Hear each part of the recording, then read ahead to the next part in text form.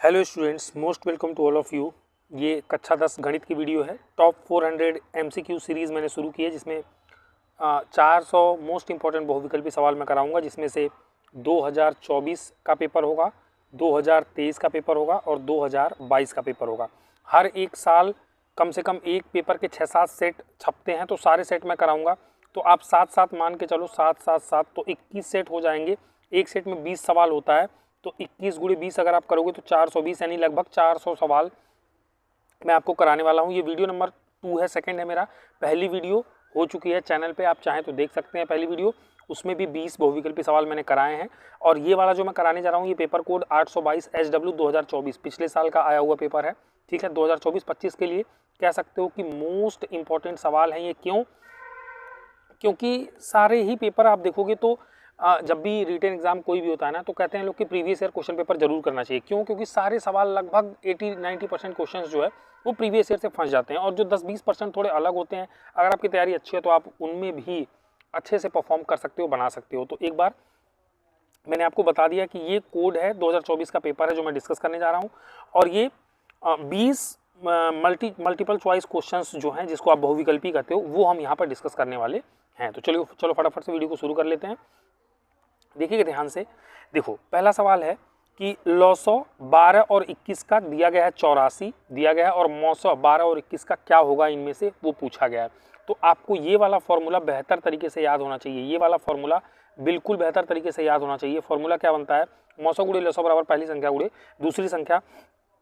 तो यहाँ पे मौसो हमें निकालना है। मान लिया मैंने कि मौसो x है, और लॉसो, देखो लॉसो यहाँ पे दिया हुआ है 84, तो मैंने लिख दिया 84 बराबर पहली संख्या वो 12 है, और गुणे दूसरी संख्या कितनी है? 21 है। दूसरी संख्या कितनी है? 21 है। यहाँ से मौसो यानी कि x का मान निकल जाएगा कितना? 12 गुणे 21 बटे 84। 21 से करने 21 चौको 84, 4 करने 4 तिक्का 12, तो आ गया 3। यहाँ पे देख लो ऑप्शन नंबर ए इसका क्या होगा? सही हो जाएगा। अगले सवाल पे चलते हैं। क्वेश्चन नंबर 2 पे कह रहा है एक बक्से में 6 नीले 4 सफ़ेद और 8 लाल कंचे हैं। यानी कि टोटल कंचों की बात करें, अगर टोटल कंचों की बात करें तो कितने हो जाएंगे? 6 + 4 + 8, यानी कि 6 × 4 = 10 8 18। ये टोटल कंचे हैं। कह रहा है यदि इस बक्से में से एक कंचा या छिद्र या निकाला जाए, मतलब कि अगर रैंडमली, इसका इंग्लिश होता है रैंडम। रैंडम मतलब कि ऐसे ही हाथ डाला बैग में और एक कंचा निकाल लिया, तो एक कंचा बस निकालना है। तो टोटल कोई भी कंचा निकलने की प्रायिकता टोटल कितनी हो सकती है? 18 में से कोई भी आ जाएगा तो 18। लेकिन वो कह रहा है कि अगर एक निकाला जाए तो इसके नीले रंग के होने की प्रायिकता क्या होगी? अब देखो नीले रंग के कितने हैं? 6 हैं। तो प्रायिकता कैसे निकलती है? प्रायिकता का फॉर्मूला तुमने पढ़ा होगा कि अनुकूल परिणाम और बटे कुल परिणाम। तुम्हारे फेवर में कितने आ रहे हैं बटे टोटल कितने उसमें कंडीशंस बन सकती हैं, वो कर दोगे तो प्रायिकता निकल जाएगी। तो अनुकूल में 6 नीले हैं, तो 6 नीले में से कोई एक हमारे पास आने के चांसेस हैं, यानी कि अनुकूल में 6 हैं, और टोटल कितने हैं? 18 कंचे हैं। तो टोटल 18 में से कोई भी एक निकल सकता है। तो नीले आने की प्रायिकता जो है 6/18 हो जाएगी। 6 करना 6 × 18 1/3। यहाँ पे देख लो ऑप्शन नंबर सी आपका करेक्ट आंसर हो जाएगा। तीसरे सवाल पे चलते हैं। 3 में कह रहा है, देखिए किसी बारंबारता बंटन के बहुलक तथा माध्यक क्रमशः 42 और 38.1 है, इसका माध्य होगा। माध्य निकालना है। देखो पिछले वाला जो पेपर कराया था मैंने, उसमें भी एक सवाल इसी सेम फॉर्मूले पे एक सवाल पूछा गया था, और एक बार फिर पूछा गया। तो मोस्ट इंपॉर्टेंट है, याद रख लो कि माध्य माइनस बहुलक बराबर होता है माध्य माइनस माध्यिका के 3 गुना के। माध्य माइनस बहुलक बराबर 3 गुणे माध्य माइनस माध्यिका होता है। तो माध्य तुम्हें निकालना है। बहुलक और माध्यक, माध्यक का मतलब होता है माध्यिका, तो दोनों दिया हुआ है, बहुलक और माध्यिका दिया हुआ है। बहुलक है 42 और माध्यिका 38.1। तो मान रख दो, माध्य तो तुम्हें निकालना है, तो लिख दो माध्य माइनस बहुलक कितना दिया हुआ है? 42 बराबर 3 गुणे माध्य कितना दिया हुआ है? माध्य निकालना है तुम्हें। माध्य माइनस माध्यिका कितना दिया हुआ? 38.1। 38.1 रख दिया। अब इस सवाल को थोड़ा सा हल कर लो, यानी कि माध्य माइनस 42 बराबर 3 गुणे माध्य, 3 गुणे माध्य माइनस 38.1 में 3 से गुणा कर दो, तो 3 करने 3, 3/24, 3 × 9 = 2 11, और एक अंक पे दशमलव हो जाएगा। ठीक है, ये आ जाएगा। अभी काम करते हैं, ये माध्य और माध्य को एक जगह कर लेते हैं। तो 3 माध्य और माइनस 42 इधर रहने दो, ठीक है। ये माइनस 42 इसको लाओ लेफ्ट साइड में, तो प्लस 114.3 हो जाएगा, बराबर 3 माध्य और माइनस ये माध्य राइट साइड लाओ, तो माइनस क्या हो जाएगा? माध्य हो जाएगा। अब 3 माध्य में से एक माध्य निकलेगा, तो 2 गुणे माध्य यहाँ बचेगा, 2 गुणे माध्य यहाँ बच जाएगा, और इस साइड क्या बचेगा? 114.3 में से ये 114.3 में से तुमको 42 घटाना है। घटा दो, 3 में से 0 गया 3, 4 में से 2 गया 2, 11 में से 4 गया 7 और बस यही बचेगा 72 ये तो खत्म हो गया 72.3, तो यहाँ पे लिख दो 72.3 और माध्य बराबर क्या हो जाएगा 72.3/2। यहाँ से सिंपल है माध्य बराबर 72.3 बटे कितना हो जाएगा 2, भाग दे दो कितना हो गया 2 तिक्का 6, 2 छक्के 12, फिर 2 एकन्ने 2 और 2 पचे 10, 36.15। यहाँ पे देख लो 36.15, ऑप्शन नंबर बी आपका क्या हो जाएगा करेक्ट आंसर हो जाएगा। ठीक है, देख रहे हो ये वैसे ये वाला जो पेपर जो मैं अभी करा रहा हूँ ना ये टफ है, ये टफ वाला जिस बच्चे को ये इस कोड का पेपर मिला होगा ना उसके लिए पेपर कहीं ना कहीं थोड़ा सा टफ रहा होगा। ठीक है, चलो क्वेश्चन नंबर 4 पे चलते हैं। देखो इसमें क्या कह रहा है, वर्ग अंतराल यहाँ पे दिया हुआ है 0 से 5, 5 से 10, 10 से यानी 5 का वर्ग अंतराल और बारंबारता सबकी दी हुई है। कह रहा है उपयुक्त बारंबारता बंटन का बहुलक वर्ग होगा। बहुलक वर्ग मतलब जिसकी बारंबारता सबसे ज़्यादा है। सबसे ज़्यादा बारंबारता किसकी है 18 की है। ये कौन से वर्ग में है 15 से 20 में है, तो बहुलक वर्ग कौन सा हो जाएगा 15 से 20 हो जाएगा। ऑप्शन नंबर डी आपका सही हो जाएगा। क्वेश्चन नंबर 5 पे चलते हैं। कह रहा है 52 पत्तों की अच्छी तरह से फेंटी गई एक गड्डी में से एक पत्ता निकाला जाता है, एक तस्वीर वाले पत्तों को प्राप्त करने की प्रायिकता होगी। देखो प्रायिकता का फॉर्मूला अभी मैंने पढ़ाया था थोड़ी देर पहले। प्रायिकता बराबर अनुकूल परिणाम तुम्हारे फेवर में कितने हैं और बटे कुल परिणाम। ठीक है, अब ये एक 52 पत्तों की गड्डी है तो उसमें से देखो एक पत्ता निकाला जा रहा है भाई, 52 में से एक निकाला जाएगा तो कोई भी एक पत्ता निकलने की कुल कंडीशन, कुल जो चांसेस रहेंगे वो तो 52 है। कुल चांसेस कितने हैं 52 है। लेकिन वो कह रहा है कि हमारे फेवर में कौन सा, वो कह रहा है कि एक तस्वीर वाले पत्ते को प्राप्त करने की प्रायिकता। एक तस्वीर वाले पत्ते मैं तुम्हें बता दूं, देखो उसमें होता है बादशाह होता है, बेगम होता है और गुलाम होता है। इसमें तस्वीर वाला कह रहा है ना, तो या तो बादशाह का पत्ता होता है ना वो उसमें फोटो बना होता है, जो बेगम का पत्ता होता है उस पर बेगम की फोटो बनी होती है और गुलाम जो होता है उस पर भी गुलाम की फोटो बनी होती है। तो देखो 4 बादशाह होते हैं, 4 बेगम होता है और 4 गुलाम होता है। तो वो कह रहा है एक तस्वीर वाले पत्ते को प्राप्त करने की प्रायिकता, इनमें से कोई एक मिलेगा, इसकी क्या प्रायिकता है। तो कुल जो है तस्वीर वाले कितने पत्ते हैं 4 4 8 4 12, कुल कितने 12, इन 12 में से एक मिलने की क्या प्रायिकता है। समझ गए, तो हमारे फेवर में है टोटल 12 और कुल कितने पत्ते थे 52, एक बार ही निकालना था। तो ये आ जाएगी आपकी प्रायिकता, बराबर आ जाएगा 12/52। अगर इसको थोड़ा सा 4 से काट दो, 4 तिक्का 12 और 4 तेरह 52, तो ये आ जाएगा 3/13। 3 बटे कितना आ जाएगा 13, तो ये आपका 3/13 ऑप्शन नंबर सी इसका क्या हो जाएगा करेक्ट आंसर हो जाएगा। ठीक है, देखो ये आपका रिवीजन भी हो रहा है और बहुत सारे फॉर्मूलाज और जैसे 52 पत्ते होते हैं, 52 में से तस्वीर वाले 4 होते हैं, आपको पता चल गया। अब इससे संबंधित कोई भी प्रश्न आएगा तो आप आगे सॉल्व कर सकते हो। ठीक है, इसलिए वीडियो मतलब ये बहुत ही बेहतर तरीके से बनाई गई वीडियो है जिसमें आपको बहुत नॉलेज मिलता है। अगर आप थोड़ा सा टाइम दोगे ना तो बहुत कुछ सीख के जा सकते हो। चलिए क्वेश्चन नंबर 6 पे चलते हैं। 6 कह रहा है एक परिमेय संख्या और एक अपरिमेय संख्या का अंतर होता है। अगर ये याद नहीं है, तुमने बहुत परिमेय रटा वटा नहीं है तो कोई बात नहीं, अपने मन से कोई परिमेय संख्या लिखो। जैसे मैंने लिख दिया परिमेय संख्या, मैंने लिख दिया 1/2 और एक अपरिमेय संख्या का अंतर, मान लो अपरिमेय संख्या मैंने लिख दिया करणी में 2। अब इसको घटाओगे ना तो ये करणी कभी भी खत्म नहीं हो पाएगी। घटाओगे तो बटे 1 मान के, फिर यहाँ बटे 2, 1 - 2 करणी में 2, देख रहे हो अब कुछ भी नहीं लिख पाओगे, यहीं आके फंस गए ना, करणी में 2 रह गया ना, तो वो करणी में 2 रह गया तो वो अपरिमेय संख्या ही है, इसको और ज़्यादा हल तो कर नहीं सकते। तो याद रखो यहाँ पे दिख रहा है, यहाँ पे कैलकुलेशन के बाद दिख रहा है कि एक परिमेय संख्या और एक अपरिमेय संख्या का अंतर हमेशा एक अपरिमेय संख्या होगा। तो ऑप्शन नंबर ए आपका जो है वो करेक्ट हो जाएगा। क्वेश्चन नंबर 7 पे चलते हैं। 7वां कह रहा है निम्नलिखित संख्याओं में कौन सी संख्या एक परिमेय संख्या है। इनमें से कौन सी एक परिमेय संख्या, देखो करणी में 3 बटे करणी में 5 परिमेय तो है ही नहीं, क्योंकि करणी खत्म नहीं होने से करणी खत्म नहीं होगा। करणी में 2 गुणे करणी में 7 ये भी नहीं है, क्योंकि करणी इसकी खत्म ही नहीं कर पाओगे। करणी में 12 ये भी करणी खत्म नहीं कर पाओगे। इसको एक बार हल करके देख लो, करणी में 5 को ए मानो, करणी में 7 को बी मानो, तो ये a + b और a - b की तरह है और उसका फॉर्मूला होता है a² - b², यानी कि करणी में 5 का स्क्वायर माइनस करणी में 7 का स्क्वायर, इसको लिख सकते हो। तो ये हो गया 5 - ये हो गया 7 यानी कि -2, जो कि एक परिमेय संख्या है। तो ऑप्शन नंबर सी आपका जो है एक परिमेय संख्या है। यहाँ से पता चल गया, इसको हल करने से पता चल गया। इस तरह से आप चेक कर सकते हो। तो ऑप्शन नंबर सी इसका करेक्ट आंसर है। 8वें सवाल पे चलते हैं। क्वेश्चन नंबर 8 क्या कह रहा है, बिंदुओं a, b और b, -a के बीच की दूरी होगी। दो बिंदुओं के बीच की दूरी सबको पता है, √x1 - x2 का होल स्क्वायर, y1 - y2 का होल स्क्वायर। तो ये x1, y1 हो गया और यहाँ पे x2, क्या हो गया y2। तो x1 - x2 का होल स्क्वायर यानी कि a - b का whole square plus y1 - y2 का होल स्क्वायर यानी कि b माइनस और ये -a का होल स्क्वायर। समझ गए, b - -a का होल स्क्वायर। अब यहाँ पे पूरा करड़ी आ गया, ए माइनस बी का। देखो ये सारे जितने भी ऑप्शंस है ना, इसमें देखो कहीं भी पूरा होल स्क्वायर वगैरह नहीं है, तो यानी इसको हल करना पड़ेगा। हल कर लो, A square plus B square minus 2ab, इसका ओपन कर लो, और ये क्या हो जाएगा, b माइनस माइनस प्लस हो गया, तो ये b प्लस a का होल स्क्वायर हो गया कहीं ना कहीं। तो अगली बार क्या लिखोगे करड़ी में, a square plus B square minus 2ab तो था ही, इसको भी ओपन कर लो, तो प्लस क्या लिखोगे, बी स्क्वायर प्लस ए स्क्वायर प्लस 2ab या 2ba, तो ये और ये खत्म हो जाएगा। ए स्क्वायर मिलकर 2a स्क्वायर हो जाएगा, प्लस बी स्क्वायर मिलकर 2b स्क्वायर हो जाएगा, और ये हो जाएगा करड़ी में। तो करड़ी में देखो 2a square plus 2b square, option number D जो है ये आपका करेक्ट आंसर हो जाएगा। बस ये सवाल है। अगले सवाल पे चलते हैं, 8वें के बाद 9वां क्या है, द्विघात बहुपद। ये देखो एक द्विघात बहुपद दिया हुआ के शून्यकों का योगफल होगा। देखो तुमको अगर द्विघात बहुपद तुमने पढ़ा होगा तो तुमको शून्यक पढ़ाए गए होंगे। कौन कौन से शून्यक, अल्फा और बीटा। शून्यक मतलब कि वह मान एक्स का वह मान जिसको इस समीकरण में रखो और ये संतुष्ट हो जाए, जीरो हो जाए, तो अल्फा और बीटा। और तुमको ये भी पढ़ा होगा alpha plus beta is equals to minus B by A, और alpha into beta is equals to होता है सी बाई ए। तो इंटू तो नहीं पूछा हमसे, शून्यकों का योगफल पूछा है, तो ये वाला फॉर्मूला आपको लगाना पड़ेगा, alpha plus beta is equals to minus B by A. अब इसका देखो ए बी सी कैसे निकालोगे, इसका कंपेरिजन कर दो। कैसे करोगे, A X square plus B X plus C से इसका कंपेरिजन कर दो।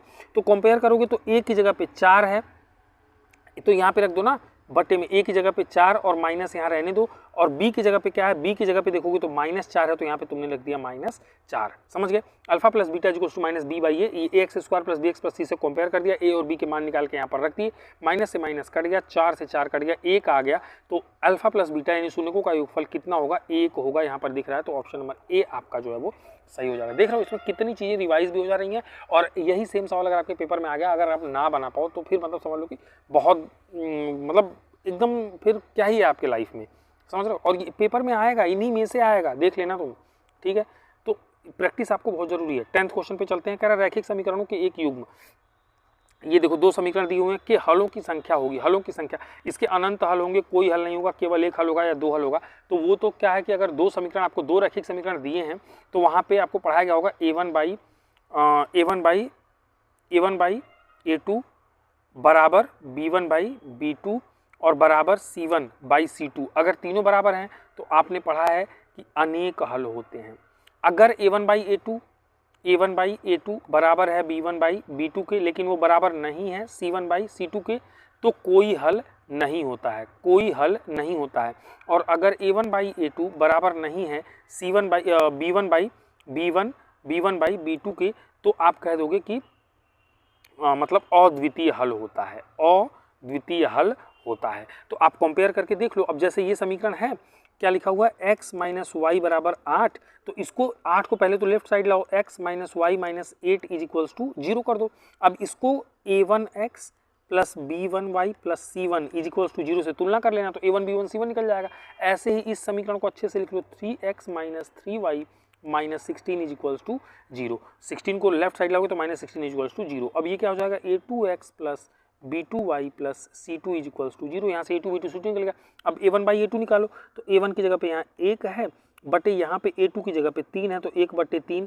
और b1 बाई b2 निकालो, तो यहाँ b1 की जगह पे y का जो गुणांक होता है -1, तो ये -1 लिख दिया मैंने, बटे b2 की जगह पे देखो इस वाले y का गुणांक कितना है, -3, तो मैंने लिख दिया -3, माइनस माइनस कट गया, ये भी 1 बटे 3 आ गया। और c1 बाई c2 भी निकाल लो, तो यहाँ पे c1 कितना है, -8 है, और यहाँ पे c1 कितना है, 16 है, -16 बल्कि है।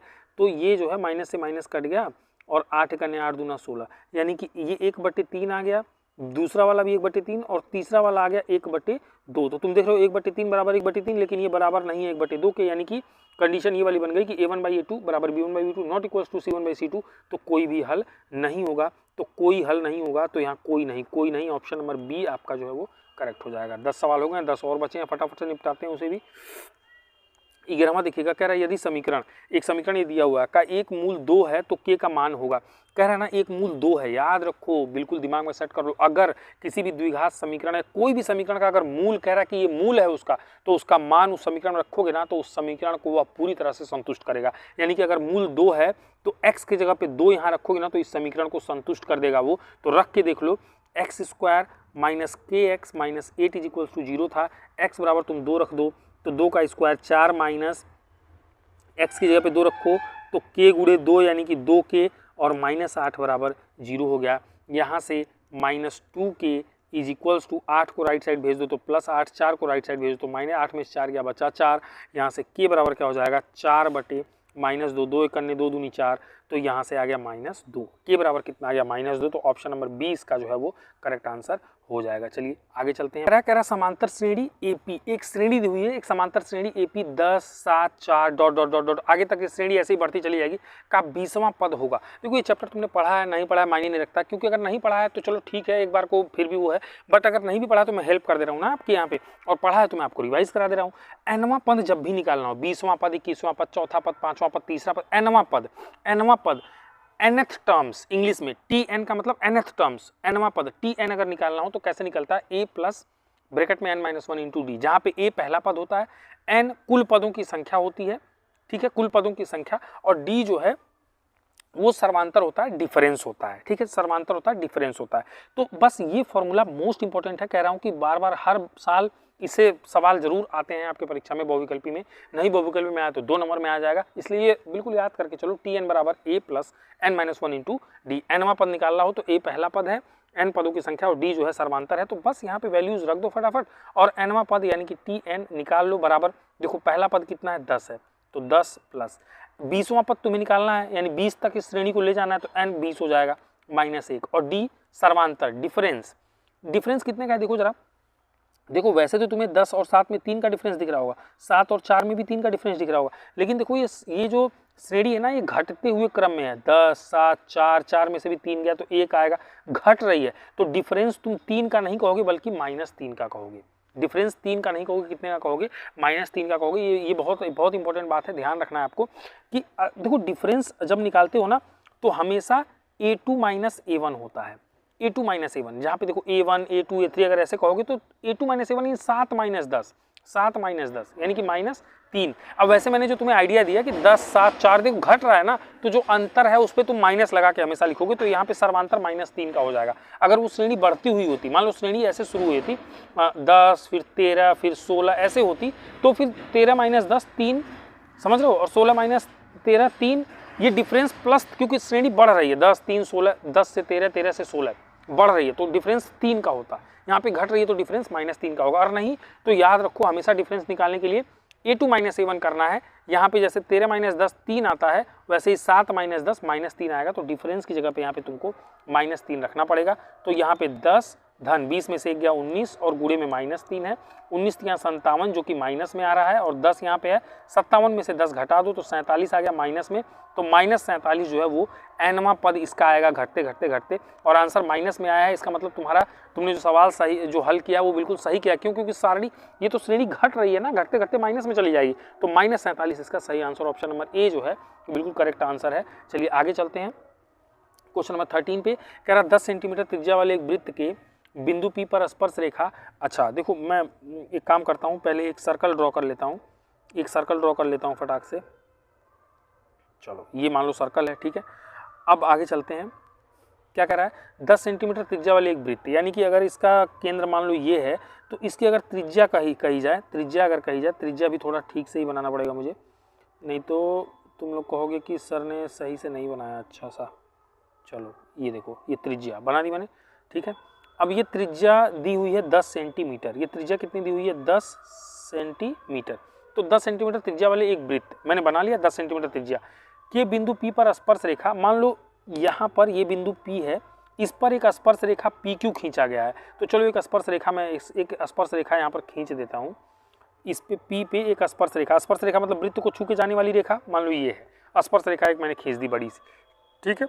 स्पर्श रेखा कह रहा PQ केंद्र O से जाने वाली एक रेखा के एक बिंदु Q पर इस प्रकार मिलती है कि OQ बराबर 12 सेंटीमीटर। अच्छा अब देखो अगर इस स्पर्श रेखा पर आगे कहीं कोई बिंदु Q है, जो कि देखो ये कह रहा है ना केंद्र O से जाने वाली एक रेखा, इससे जाने वाली एक रेखा इस साइड कहीं जा रही है, जो कि बिंदु Q पर इस प्रकार मिल रही है कि OQ जो है वो 12 सेंटीमीटर, यानी कि अगर ये जो हमारा O है केंद्र, इससे हम कहीं भी मिलाएंगे तो त्रिज्या ही बनेगी, हम यहाँ मिला दें त्रिज्या, यहाँ मिला दें, कहीं भी मिलाएंगे तो 10 10 10 मिलेगा, लेकिन 12 पर है ना Q, तो यानी Q कहीं बाहर है, Q कहीं बाहर है, यानी कि ऐसे समझो कि ओ से एक कोई रेखा है, ऐसे इस तरह से हमने खींचा है, ठीक है, ओ से एक रेखा हमने इस तरह से खींच दिया जो कि यहाँ कहीं बिंदु Q पर कट कर रही है, और O से जो Q है ना वो 12 सेंटीमीटर, वो कितना है 12 सेंटीमीटर। तो PQ की लंबाई तुम्हें निकालनी है, P से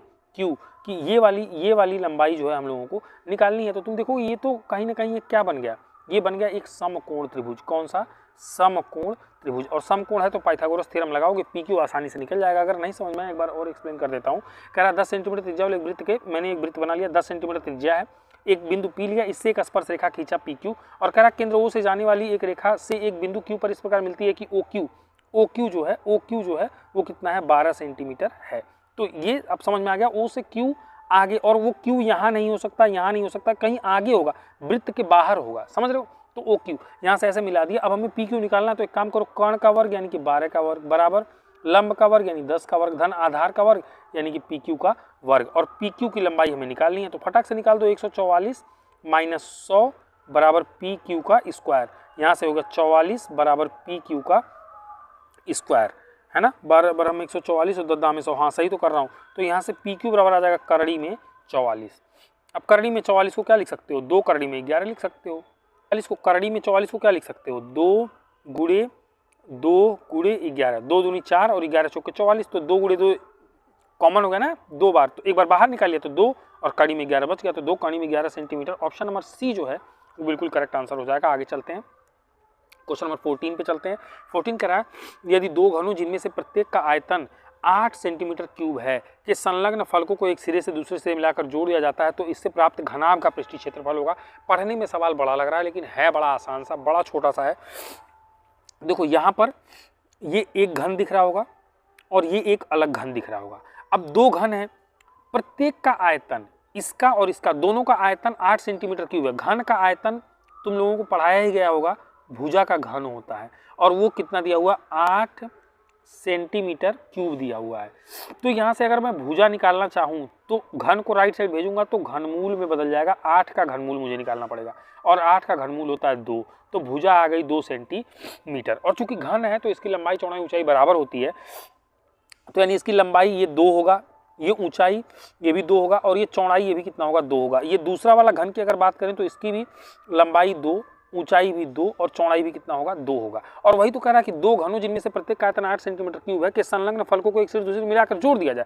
तो इसको और इसको हमने दोनों को क्या किया, जोड़ दिया। अगर जोड़ दिया तो चित्र तुम देख ही रहे हो। अब इससे जो बना है देखा जाए तो ये पूरी जो आकृति बनी है, ये देखो एक ये जोड़ना भूल गया हूँ, ये ऐसे है। ये जो पूरी आकृति बनी है ये कहीं ना कहीं घनाभ है और उसी का पृष्ठीय क्षेत्रफल पूछ रहा है। तो सबसे इंपॉर्टेंट क्या है कि घनाभ का पृष्ठीय क्षेत्रफल का फॉर्मूला पता होना चाहिए, फॉर्मूला आपको पता होना चाहिए। तो घनाभ का पृष्ठीय क्षेत्रफल जो है, ये लाइन बार बार गड़बड़ कैसे हो जा रही है। घनाभ का जो पृष्ठीय क्षेत्रफल है, देखो ये इस तरह से, घनाभ का पृष्ठीय क्षेत्रफल क्या होता है, 2 गुणे LB/BH प्लस HL होता है। अब देखोगे L फॉर लंबाई, B फॉर चौड़ाई, H फॉर ऊंचाई।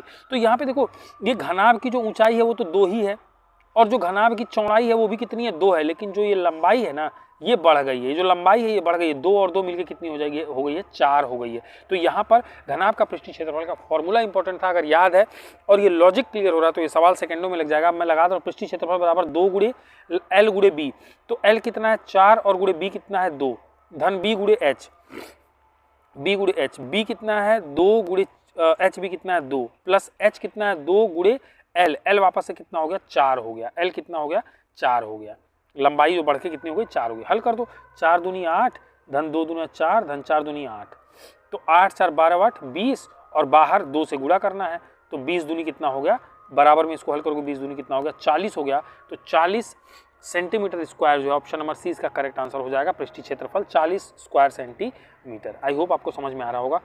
अगले सवाल की तरफ चलते हैं, क्वेश्चन नंबर 15 में कह रहा है कि यदि 14 सेंटीमीटर त्रिज्या के एक वृत्त कि त्रिज्यखंड का क्षेत्रफल 154 सेंटीमीटर स्क्वायर है तो त्रिज्यखंड का कोण होगा, त्रिज्यखंड का कोण होगा। तो यहाँ पे आपको याद रखना है, कभी भी जब वृत्त के त्रिज्यखंड से संबंधित सवाल आए, खास करके उसके क्षेत्रफल से, तो मैं कह रहा हूँ दिमाग में सेट कर लो, बिल्कुल दिमाग में सेट कर लो ये वाला फॉर्मूला। मैं कह रहा हूँ एकदम याद होना चाहिए कि त्रिज्यखंड का जो क्षेत्रफल है वो कितना होता है। त्रिज्यखंड का क्षेत्रफल बराबर theta upon 360 degree, theta upon 360 degree into pi R square. त्रिज्यखंड क्या होता है भाई, जैसे मान लो ये एक वृत्त है, यहाँ पे इसका केंद्र है तो ये देखो यहाँ पे जैसे ये छोटा सा ये वाला हिस्सा मैंने काट के निकाल लिया, तो ये जो हिस्सा है ना ये वाला, मान लो थीटा एंगल पे है, तो ये त्रिज्य खंड है, यही क्या है, त्रिज्य खंड है। और इसका क्षेत्रफल पूरे का क्या होता है, पाई आर स्क्वायर, और इसमें से ये टुकड़ा निकालना है तो पूरा 360 डिग्री कवर करता है। थीटा डिग्री का तुम्हें चाहिए तो थीटा वाला हिस्सा 360 में से निकाल दो, तो थीटा अपॉन 360 और कुल पाई आर स्क्वायर होता है, उसमें से पाई आर स्क्वायर से गुणा कर दो, तो ये त्रिज्य खंड का क्षेत्रफल निकल जाएगा। याद करने का भी फॉर्मूला भूल गए तो तुम्हें सोचने का तरीका बता रहा हूँ कि भैया पूरा 360 होता है, थीटा एंगल पे कितना जगह घेरेगा, थीटा बटे 360, और पूरा पाई आर स्क्वायर होता है तो पाई आर स्क्वायर से गुणा कर दो थीटा बटे 360 कोण का, तो वो तुम्हें वो त्रिज्य खंड का क्षेत्रफल अपने आप निकल जाएगा। तो यहाँ पे देखोगे कि 14 सेंटीमीटर त्रिज्या, आर का मान तुम्हें दिया हुआ है 14, और त्रिज्य खंड का क्षेत्रफल दिया हुआ है 154, और क्षेत्रफल दिया हुआ है 154 दिया हुआ है। और तो त्रिज्य खंड का कोण क्या होगा, थीटा तुम्हें निकालना है, तो फटाक से इसी फॉर्मूले में वैल्यूज को रख दो। त्रिज्य खंड का क्षेत्रफल 154 दिया है तो मैंने रख दिया 154 बराबर थीटा मुझे निकालना है बटे 360 गुणे पाई का मान कितना होता है 22/7 रख दिया मैंने, गुणे आर स्क्वायर, आर क्या है 14 और इसका स्क्वायर यानी कि 14 गुणे 14। समझ गए? आई होप आपको समझ में आ रहा होगा, इसमें कोई बहुत डिफिकल्ट वाली चीज़ नहीं है। ठीक है, त्रिज्य खंड का कोण यहाँ से हल करके निकालते हैं। देखो फटाफट से, 7 करने 7 दूनी 14 हो गया। ठीक है, कोई दिक्कत नहीं। अच्छा, तो अब एक काम करता हूँ ना, यहाँ से सीधे ऐसे लिखता हूँ, थीटा बराबर क्या हो जाएगा भाई, थीटा बराबर क्या हो जाएगा 154 गुणे 360, और बाकी तो थीटा के साथ गुणे में है ना, तो सब बटे में चले जाएंगे राइट साइड में जाके, यानी कि 22 गुणे 2 और गुणे 14। समझ गए? अब एक काम करते हैं, 28 2 30 6 2 8, एक काम करते हैं ना, छोटा छोटा करके तोड़ते हैं, 2 से इसको काटो तो 2 एक करने 2, 2 8 16, 180 हो जाएगा, है ना, 180 हो जाएगा। और ये फिर से 2 से काट देते हैं, 2 सते कितना होता है 14, दोनों 18, 90 बचा। 7 से ये कटेगा क्या, हाँ कटेगा, 7 करने 7, देखो 7 दूनी 14 1 15 और 14 हो गया, 7 दूनी 14। समझ गए? और 22 से 22 भी कट गया, देख रहे हो सब कट पीट खत्म हो गया, केवल बचा है 90, तो थीटा बराबर 90 डिग्री हो गया। थीटा बराबर बी, ऑप्शन नंबर बी आपका जो है वो करेक्ट आंसर हो जाएगा। चलिए आगे चलते हैं, 15 सवाल हो गया, आगे चलते हैं नेक्स्ट 16वें पे। तो हमारा देखिएगा 16वां, अब देखो त्रिकोणमिति के सवाल आने शुरू हो गए हैं। ठीक है, लगभग हर चैप्टर को टच कर दिया, 20 सवाल में लगभग हर चैप्टर टच हो जा रहा है, हर चैप्टर से कुछ ना कुछ पूछा जा रहा है। तो इसलिए मैं कह रहा हूँ कि यही सवाल आपको, देखो इंपॉर्टेंट ये है पेपर में कि आप क्या पढ़ के जा रहे हो। सब कुछ पढ़ के जाने से नहीं पेपर बनता है, वो पढ़ के जाने से बनता है जो पेपर में पूछा जाए।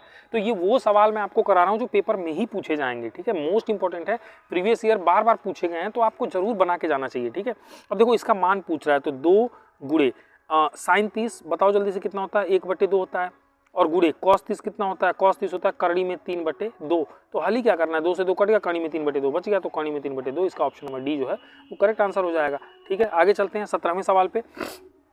17वां क्या कह रहा है, यदि साइन थीटा बराबर 3/4 है तो टैन थीटा का मान ज्ञात कीजिए। तो देखो ना, साइन थीटा बराबर 3/4 है, और तुम्हें पता है वो होता है लंब बटे कर्ण होता है, लंब बटे कर्ण होता है। तो एक काम करो, आधार निकाल लो, तो कर्ण का स्क्वायर बराबर लंब का स्क्वायर और धन आधार का स्क्वायर। समझ गए कि नहीं? कर्ण की जगह पे 4 और लंब की जगह पे 3, तो कर्ण का वर्ग बराबर लंब का वर्ग धन आधार का वर्ग, ये तो पाइथागोरस से लगा दिया मैंने। तो 4 चौके 16, इसको इधर लाओ तो -3 त्रिक 9 बराबर आधार का वर्ग हो जाएगा।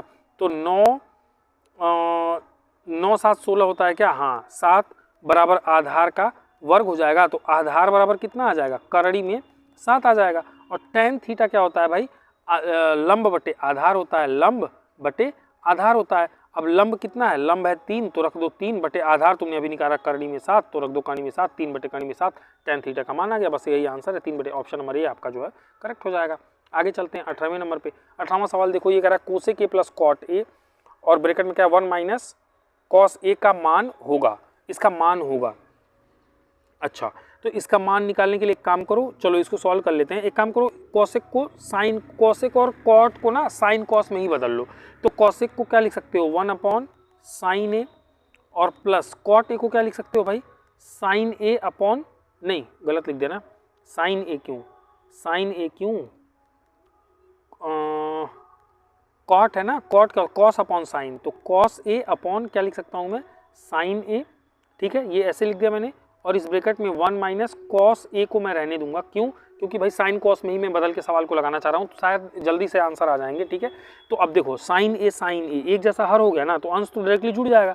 तो 1 प्लस कॉस ए और अपॉन में क्या हो जाएगा साइन ए, और इसके गुणे में क्या है 1 माइनस कॉस ए, गुणे में क्या है 1 माइनस कॉस ए। अब तुम देख लो 1 प्लस कॉस ए और 1 minus cos A plus B A minus B, तो A square minus B square लिख सकते हो ना, A square minus B square cos square है, ऐसे लिख सकते हो। और अपॉन में क्या बचा है साइन ए बचा है, समझ गए कि नहीं। तो ये कहीं ना कहीं क्या लिखा हुआ है 1 स्क्वायर 1 और माइनस कॉस स्क्वायर ए लिखा हुआ है, और बट्टे में क्या है साइन ए है। अब तुमने ये तो पढ़ा ही होगा, साइन स्क्वायर ए प्लस कॉस स्क्वायर ए बराबर कितना होता है 1, तो साइन स्क्वायर ए बराबर क्या लिख सकते हो 1 माइनस कॉस स्क्वायर ए लिख सकते हो ना। तो 1 माइनस कॉस स्क्वायर ए देखो यहाँ पे है ना, इसको हटा के साइन स्क्वायर ए लिख दो, तो बराबर में ये हो जाएगा साइन स्क्वायर ए, और अपॉन में क्या था साइन ए, एक साइन से एक साइन ए कट जाएगा, तो एक साइन ए आपका बच जाएगा।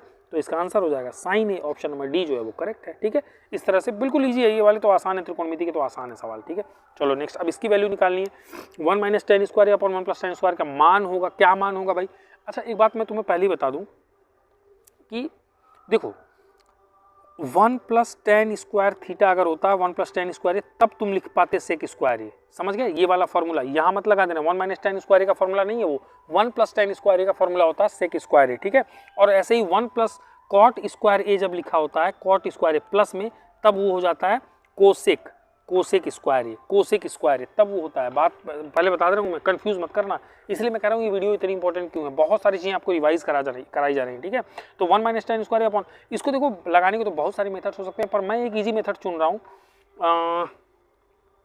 एक काम करता हूँ ना, देखो नीचे कॉट है ना, ऊपर भी कॉट बनाता हूँ, शायद कुछ मामला बन जाए। देखो 1 माइनस टेन को मैं क्या लिख सकता हूँ 1 अपॉन कॉट स्क्वायर ए, 1 अपॉन कॉट उल्टा कर दिया टेन का, लिख सकता हूँ ना, और स्कूल के बट्टे में क्या है 1 माइनस कॉट स्क्वायर ए, समझ गए। अब ऊपर वाले को हल करोगे तो कॉट स्क्वायर ए आपका एलसीएम हो जाएगा बटे एक करके, तो ये हो जाएगा कॉट स्क्वायर ए और माइनस 1 हो जाएगा ना, कॉट स्क्वायर ए माइनस 1।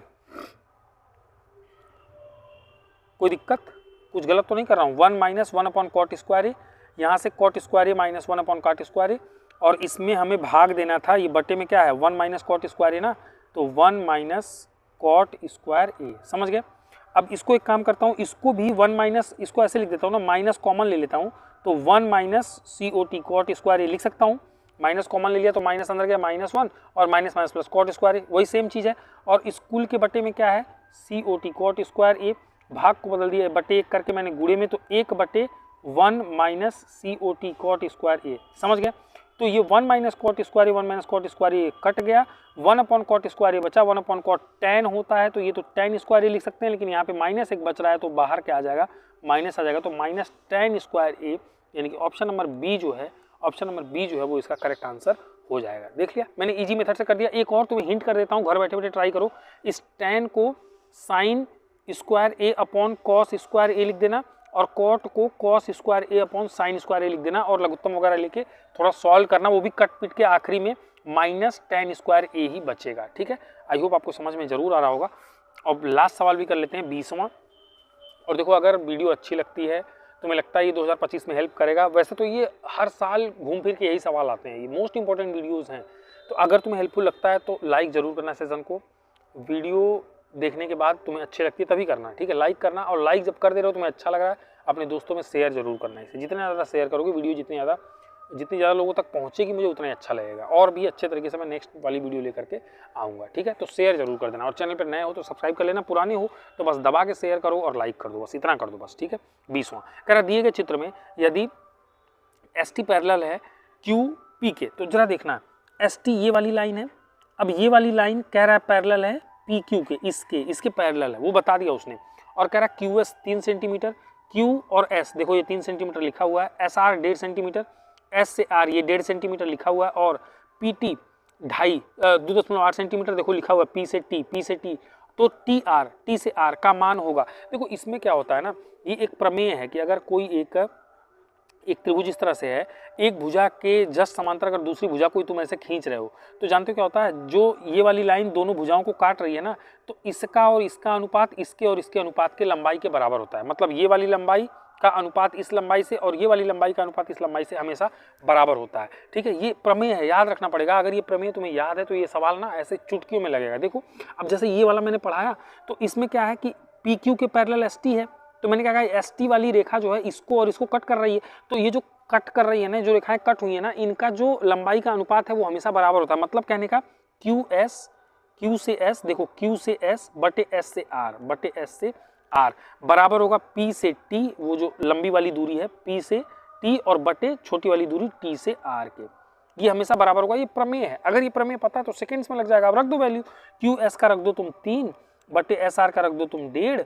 बराबर पी टी का रख दो तुम 2.8 और बटे टी आर यहाँ पे निकालना ही है, टी आर का तो मान ही निकालना है, हल कर दो तो आंसर आ जाएगा फटाक से।